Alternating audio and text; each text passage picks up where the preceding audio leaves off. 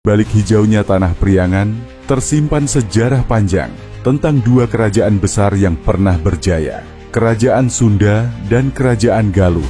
Keduanya bukan hanya sekadar tetangga kerajaan, melainkan pecahan dari kerajaan besar yang lebih tua, Tarumanegara. Pada tahun 669 Masehi, seorang raja muda bernama Tarusbawa, menantu raja terakhir Tarumanegara, naik takhta. Ia memutuskan untuk mengganti nama Tarumanegara menjadi Kerajaan Sunda. Ia ingin mengembalikan kejayaan, seperti di masa Purnawarman. Namun keputusan ini menjadi momentum bagi Wretikandayun, Raja Galuh, untuk menuntut pemisahan wilayah. Dengan dukungan dari Kerajaan Kalingga di Jawa Tengah, Galuh akhirnya memisahkan diri dan terbentuklah dua kerajaan besar, Sunda di barat dan Galuh di timur. Sungai Citarum menjadi batasnya. Tarusbawa memindahkan ibu kota ke dekat Sungai Cipakancilan dan memerintah hingga tahun 723 Masehi. Di sisi lain, Galuh berkembang pesat di bawah keturunan Wretikandayun. Namun sejarah tidak berhenti di sana. Rangkaian pernikahan antar keluarga kerajaan akhirnya mempertemukan takdir baru. Seorang pemuda bernama Rakeyan Jamri,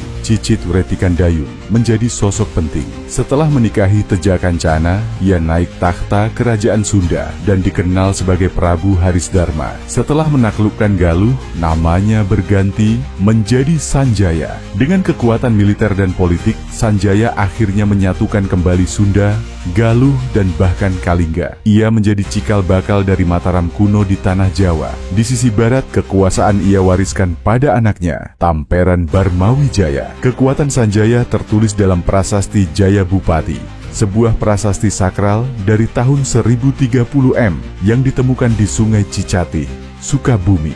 Dalam prasasti itu tertulis kutukan bagi siapapun yang berani melanggar wilayah suci kerajaan. I ruhanta kamung hyang kabeh. Ketahuilah olehmu para hyang semua, lindungilah keputusan ini. Namun sejarah juga mencatat konflik yang kelam, seperti kudeta Purbasora terhadap Raja Sena, atau balas dendam Sanjaya yang menewaskan seluruh keluarga Purbasora.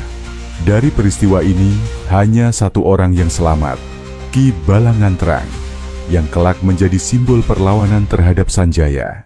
Sejarah Kerajaan Sunda Galuh bukan hanya kisah perpecahan dan penyatuan, tapi juga kisah tentang diplomasi, kekuasaan, dan takdir yang diwariskan antar generasi.